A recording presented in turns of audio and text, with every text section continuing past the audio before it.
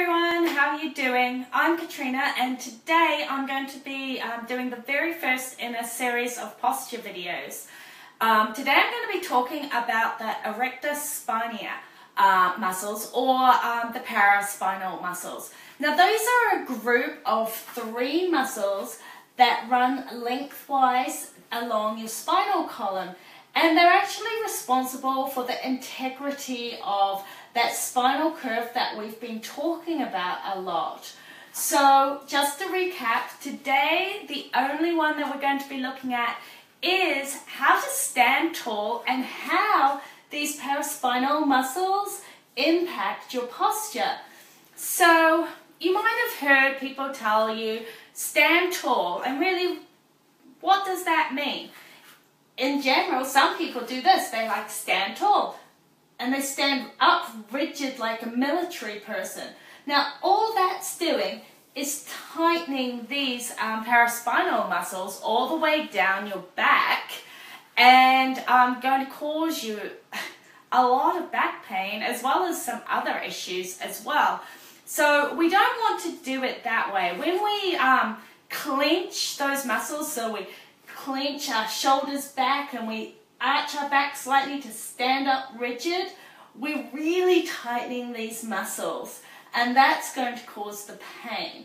So when we're going to tell you how to stand up straight correctly soon, but I want to tell you a little bit more about how these muscles work themselves. So if your muscles along the back here are too tight, so you're always clenching them, what it's actually going to cause to happen is an anterior pelvis tilt. So what that's going to do is cause this lordosis curve here in the lower part of your spine. So you might have heard it as sway back. So when you've got a sway back like this, it's often an indication of these muscles being too tight and your hip flexors being too tight. Now, in the comments below, I'll put a link to the stretches for your hip flexors, but that's what's going to happen. So if your paraspinal muscles are too tight, you're going to get this anterior pelvis tilt happening.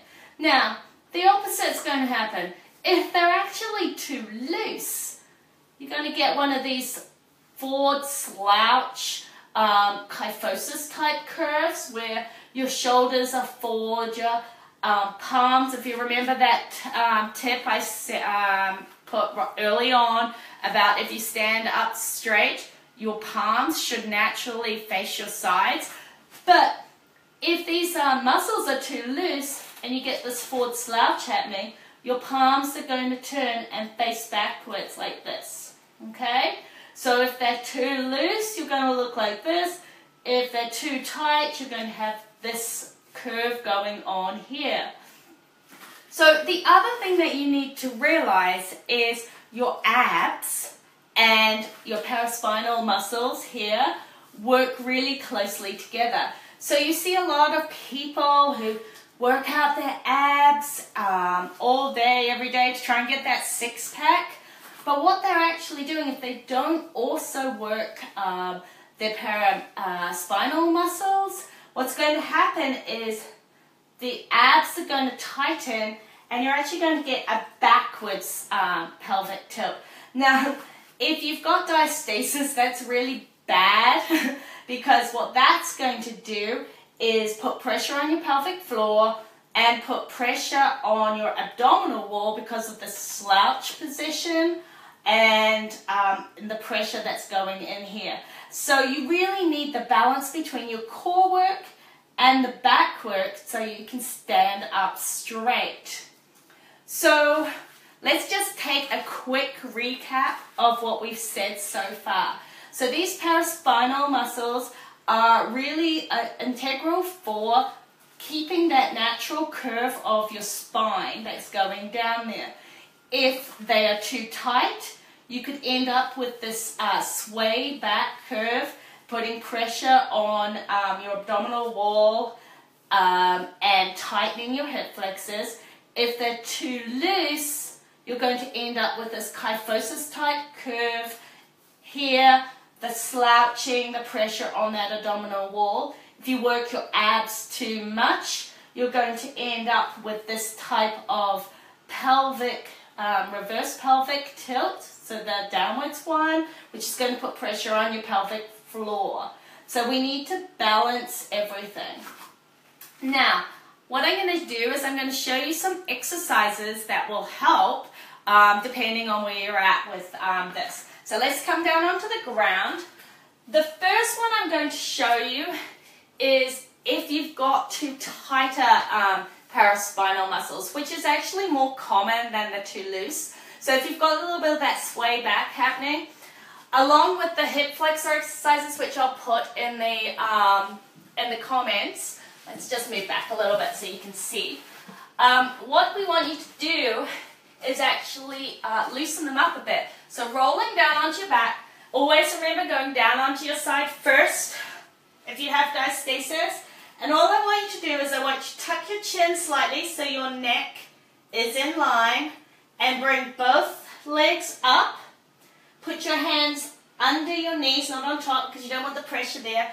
So under your knees, bring them right into your chest. Lower your chin slightly and some nice deep breaths here. It should feel really good. And just in and out. And just add this stretch onto any exercises that you're currently doing. And you might want to even try it a couple of times a day just to stretch out that lower back. Feels really good. Now, if you find that you're actually too loose and you need to strengthen those back muscles, I suggest grabbing a towel. It might help.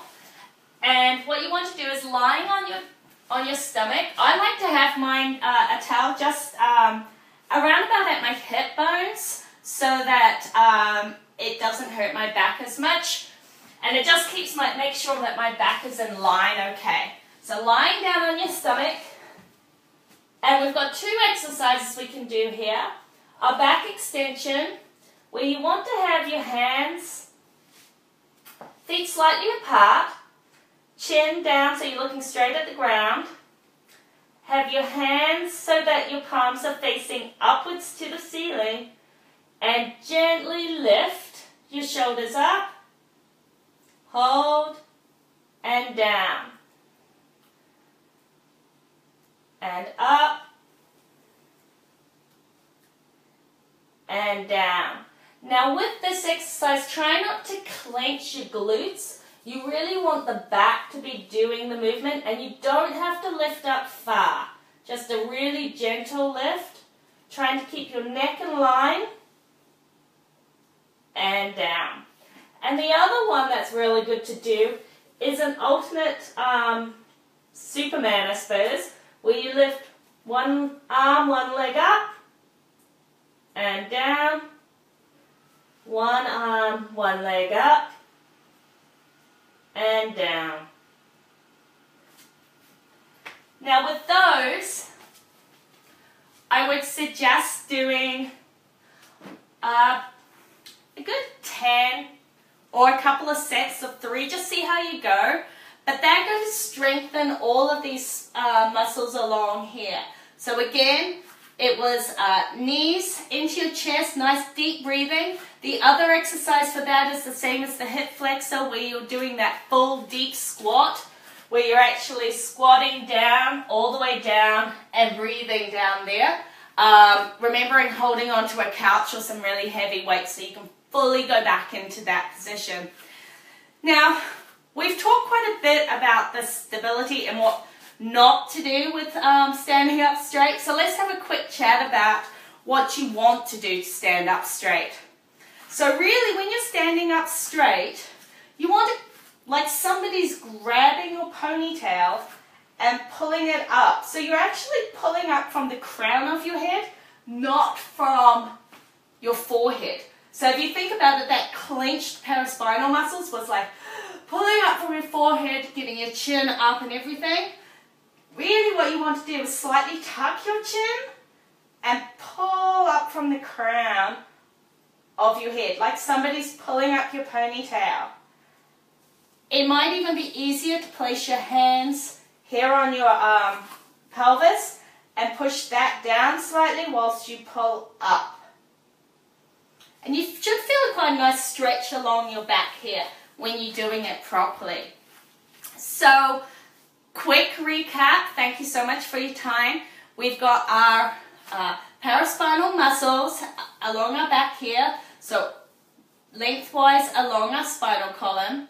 They work together with the abs to keep our, especially our lower back curve, but our spinal curvature happening.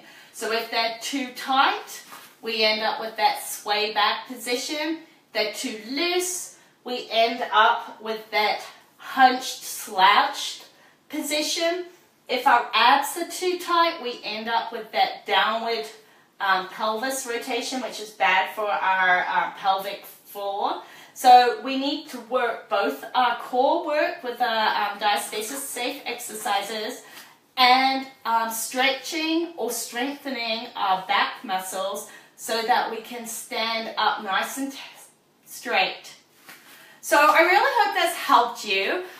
Do come back next week. I'm going to keep going with other exercises to help with the posture and other tips. In the comments below, I'm going to put the links to the hip flexor stretches because those are also integral for, especially if you have that anterior pelvic tilt and the sway back going on. So I'll put those in the comments as well. And if you do want to get weekly tips for Diastasis Recti to your inbox, I'll put the link down there so that you can get on my mailing list. Okay, well that's it, and thanks very much for listening, and I will see you next week. See ya!